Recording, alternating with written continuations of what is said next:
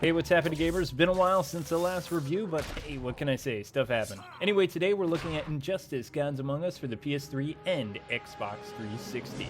I do actually own the Wii U version, but I won't be covering that here, but we may look at it later.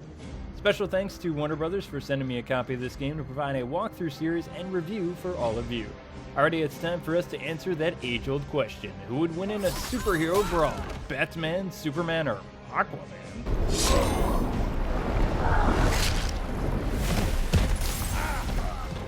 Well, the creator of Mortal Kombat, Ed Boon, hopes to settle the dispute once and for all with his newest game, Injustice. But can Netherrealm Studios and Warner Brothers Games pull it off? Or will this game be another injustice to fans like Justice League Task Force was? Our story begins with the League fighting off a variety of foes, while Batman takes on Deathstroke. After besting Slade and cleaning out the Watchtower, they find out the Joker has planted a nuke in Metropolis. Batman then arrives on the scene and tries to negotiate with the Joker, but something goes amiss and they're teleported to New Gotham along with Hal, Ollie, Arthur, and Diana, to a world where a crazed Superman is its ruler. I'm in a nightmare. Wow, that story sounded pretty awesome, but guess what? Instead of this being a game about our greatest heroes becoming our greatest threat, like it says on the box, it isn't. It's just another Crisis on Two Earths or an Elseworld story yet again from DC. Well then, parallel dimension it is. So yeah, DC pretty much did a cop-out. So if you were expecting a DC Civil War with Batman versus Superman for all the marbles, nope. This is more based on Paul Dini and Bruce Timm's Better World storyline from Justice League. The only difference is, of course, Batman is a good guy and responsible for pulling the other Leaguers over to his world. Mainly for selfish reasons in the beginning, but later to stop an invasion of their Earth.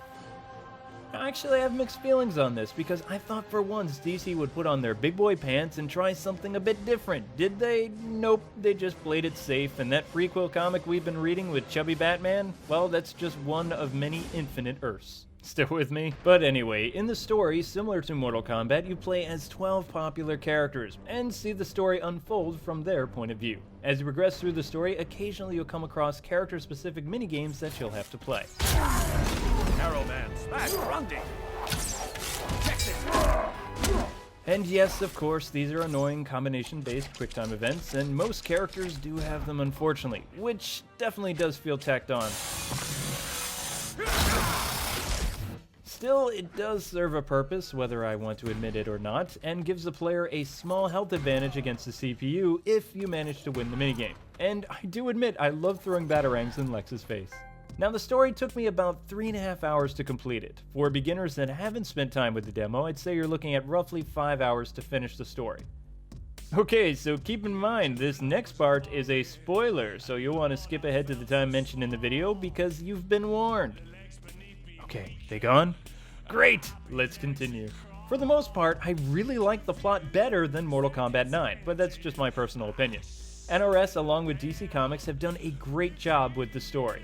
However, I'm not a fan of fridging Lois Lane to force Superman to reject everything he believes in, and of course, offing Dick Grayson by Damian Wayne.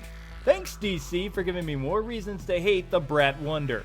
And to think I actually felt sorry for the little dweeb dying in Batman Incorporated. Well, no longer. You're dead to me.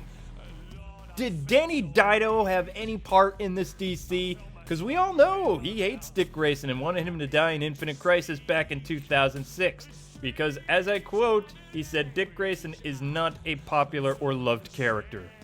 But I digress. As for Superman himself, well, he feels like Whiner Man in this. Like if a little kid had superpowers and was throwing a supersized tantrum. He thinks he's better than everyone else and might makes right and all that jazz. I mean, what happened to the guy's principles, his beliefs? This isn't Superman, this is Super Jerk.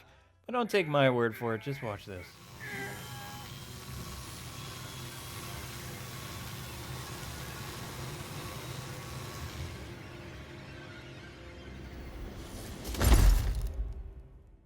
But enough of the story and Super Jerk. This game, after all, is a fighting game, and a good one at that. This game plays exactly how a DC fighting game should, with one slight exception. There's no tag team option.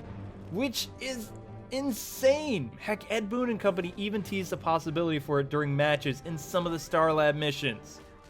So yeah, while I'm a little bummed that Nightwing and Batman can't team up, I'll get over it because it really doesn't hurt the game that much. So in case you're new to fighters, let me explain. Injustice is a 4-button fighting game set in a 2D plane while stages and characters are rendered in 3D. Think Super Street Fighter 4 minus the cel-shaded look.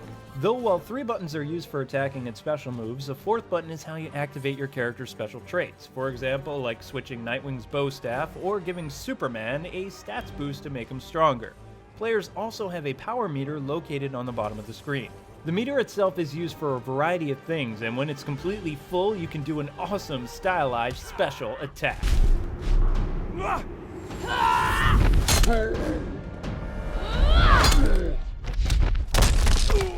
But that's not all the meter can do. It can also be used during combat to make regular moves even more powerful. Plus, it can act as a combo breaker, but I can never get it to work right. And lastly, the meter is used to initiate the clash system. Here, both players wager some of their health to gain the edge in the fight.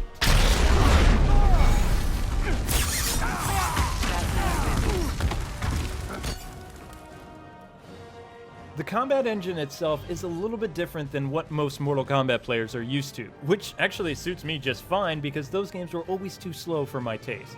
I prefer the more fast-paced fighters like Street Fighter and Darkstalkers myself. With Injustice, Netherrealms definitely did something different, and that's not a bad thing. But the game is actually more tempo-driven than combo. Your aim is actually to keep your opponent off his feet for as long as you can. However, my beef with this though is your character becomes too floaty and stays in the air too long, and depending on who you're fighting, this can lead to devastatingly long combo juggling, which you're pretty much helpless to defend yourself until you drop. While the actual fighting mechanics are very awesome, the stage design is just incredible.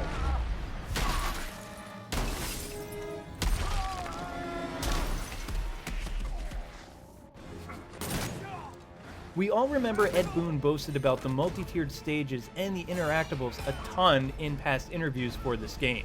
He really wanted to bring everything up a notch from Mortal Kombat 9 and make it believable when these super beings threw down. Me, as a kid, I always wondered what would happen to the environments during a superhero battle.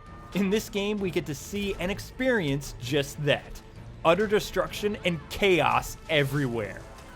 Aside from smacking your opponent through Arkham or parts of Metropolis, characters can interact with the area around them as well.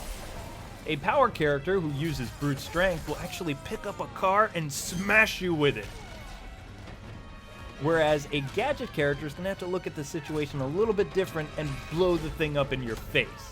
As a bonus, Injustice gives players the option of turning off these stage hazards if they don't want to play with them. Honestly though, I love their inclusion, as it makes fights even more interesting. Though some of you may be on the fence about them, the stage hazards balance out the game pretty well, especially for folks not very good at fighting games. Another thing I really liked about this game is the fact all 24 characters are unlocked right at the beginning of the game. You don't have to worry about unlocking them, they're right there. That's awesome. While Injustice is lacking some of the features from Mortal Kombat 9, mainly Tag Team, it does offer enough modes and unlockables to give you plenty of bang for your buck. Besides the story mode, single player features the traditional Mortal Kombat arcade ladder mode, where you play as your favorite character and face a slew of good and bad guys until you reach Superman. These modes also features lots of different playstyles, including being poisoned, fighting the entire 24 character cast, or just going up against the villains. Which personally, I hate seeing good guys fight one another, so I like this inclusion. Other modes like Survival, Unstoppable, etc. become unlocked through the Hall of Justice's archives, but more on that later. Besides the actual fighting mechanics, which are very well done, Ed Boon and company have also added Star Labs, which features over 240 specific challenges. That's 10 levels per character, plus additional DLC later, and the difficulty varies. Now the whole point of this is so you can earn stars so you can unlock other things in the game. Keep in mind though, these are just minigames. Some are fun, some not so much. But playing as Isis was an absolute riot. Especially meowing and trying to avoid the guards, that was pretty cool. Still, you'll need to grind a lot in order to gain the different stars you need to play as your favorite character, like Knightwing. Unless Bats or Superman is your favorite character, then you're golden. However, I did find a way around this to play as my favorite character. All you have to do is skip matches. Multiplayer allows for local and online player matches. Online features a variety of options and special daily goals, and yes, even an 8-player King of the Hill feature as well. Though I didn't play online much because I ran into a lot of Joker and Deathstroke spammers. So if I do happen to play online, it will be in private room matches only, because I don't want my rank to go down because of this scum. Gaining experience is a big thing in Injustice Gods Among Us, and you can do so without even venturing online, ever. As you're playing Injustice, you'll gain experience points that can be used to unlock additional costumes, icons, achievements, and this works with every single one of Injustice's game modes. I know what you're thinking, man, that's a lot of stuff, but what about the things you didn't like about this game? Well, aside from the game's premise and mini-games, honestly, I don't have much wrong with Injustice at all.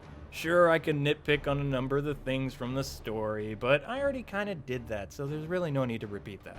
That being said though, as for the fighting game mechanics, I do think they should patch how long you stay in the air after being juggled, or at least give the player a meter move where you can drop much quicker, so that way it doesn't have to be equal to this. But other than that, this is an excellent fighting game, which I really don't say that often, but as a DC Comics fanboy and a gamer, Injustice has really wowed me over the past few weeks.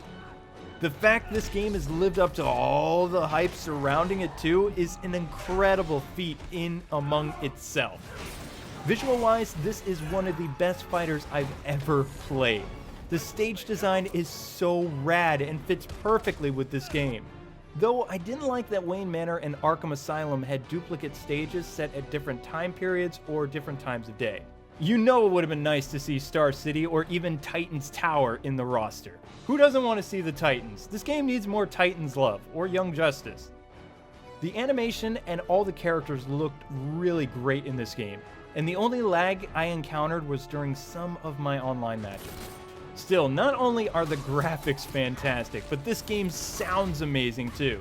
While the music I'm still mixed on, I love the inclusion of the soundtrack as a bonus in the Hall of Justice's archives. It reminded me of when I was a kid and getting a sound test off an NES or Super Nintendo game and being able to go back and listen to my favorite songs. That is such a great feeling. Some of the stages sounded pretty good, but for the most part the soundtrack felt too Zimmer to me. Not to mention, I have heard the Gotham theme to death in this game because I played it in the demo. I will say this, I'm very glad that it's not super atmospheric, and at least the game tries to sound heroic, because that's what you want from a superhero game. You want the game to sound super awesome. However, while I'm divided on the music, Netherrealm went above and beyond the Call of Duty for getting great voice actors in this game. Because the voice acting totally lives up to DC Comics' 75-year legacy. Pretty much most of the principal cast from Justice League return to reprise their respective roles in this game. That's right, the Dark Knight himself, Kevin Conroy, is Batman. Neutralizing Superman was not a call I could make alone. So I put the weapon in a vault that only opens by simultaneously sampling DNA from Superman's closest allies. Justice League's George Newbern is once again Superman, and they even got the original Wonder Woman, but I can never say her name, to do Wonder Woman. Thanks, Diana. You always make it look easy. Let's get through this first, then tell me how easy it looks. Besides the Justice League Trinity mentioned, Phil Lamar is back as the King of the Seven Seas, Aquaman from Young Justice. Clark sometimes forgets he can't do everything himself. And Teen Titans stars Tara Strong and Carrie Payton are back as Raven and Cyborg Booyah Zenal. Booyah! Though Tara Strong doesn't really sound like Raven because they use some kind of machine. Something's not right. He's Hal Jordan. Stand down. You're done here. Definitely not ours. You feel his pain? Not yet. The Joker actually really impressed me a lot, and they totally nailed his character. Considering Hamill is the Joker and always will be for me, I was actually really enjoying this guy's performance as the Joker. And then I find out this guy was from Mortal Kombat vs. DC. It's like, no way. Hi, gang. What do we do now? Anyone up for pancakes? Joker. What now? Why does she hate pancakes? So, as you can plainly hear and see, Injustice Gods Among Us is a massive love letter to DC Comics fans everywhere. Whether you grew up with the animated series, the comics, or the movies, this game just has something for everyone. and not just with playable characters. The worlds you interact with and even the non-playable characters that are in this game is just chock full of so much DC Comics nostalgia, and I love that. A nice new addition that I completely forgot about, my apologies, is being able to select certain moves and pin them below your health bar. This is a perfect addition for new players to learn how to do starter combos and get familiar with the game's super moves. For what this game is, I really enjoy it. I've been playing it for a long time and it has so much lasting appeal. And it's a very meaty fighter. Frankly, the whole DLC argument is a losing battle though, because dislocked content isn't going anywhere, folks. Regrettably, it's here to stay. Though as Wii U owners will tell you, the game is still great without the paid-for extras, and has plenty of lasting appeal without it. So you'll be playing this game for months and months and months, I guarantee it. The game is just epic, and so much fun to play. For those of you lucky enough to get pre-order additional costumes, it's definitely a nice bonus, isn't it? Seriously, you gotta love the Batman Arkham City pack. I know I do. I just wish they gave Harley and Knightwing some more love. Only 3 costumes in this game? Come on, you gotta be kidding me. Why not some classic DC animated love, Warner Brothers? Still, Netherrealm definitely gets brownie points from me for not just reskinning Mortal Kombat with DC characters. Sure, it can be a little floaty at times. Okay, a lot. But for what it is, this is a very accessible and fun fighter. Not so much for fighting purists, mind you, but good clean fun for everyone to pick up and play. Plus, with 4 more characters, including Lobo on the way and a lot of unique fighting styles to learn, Injustice Gods Among Us is one ambitious fighter and extremely fun right out of the box. If you love DC Comics and its cast of characters, then buy this game. Seriously, go buy it right now. If you enjoyed Mortal Kombat 9 tremendously, check this game out. You will be so glad you did. As for Street Fighter fans, well, you might want to rent this one, as I found the pacing is way too slow from what we're used to. Everyone else, I challenge you to at least play this game though, because for me, Injustice was totally worth a buy and then some, but not just because I'm a Batman fan. This is also a very solid fighting game, and one Netherrealm studio should be very proud of. You fight like my grandma! You fought your grandma? Well, thus ends another Kwing video review. Keep checking back daily on this channel for even more content. Thanks so much for watching, and if you liked this video, don't forget to give it a thumbs up and leave a comment below. Or if you didn't enjoy this video, well, let me know why. Oh, and yeah, before I forget, shameless plug, I'm sorry. If you'd like to watch more Injustice, don't forget to check out my playlist for a full story guide and lore videos. Thanks again, and until we meet again, gamers, God bless and happy gaming. I'll be seeing ya.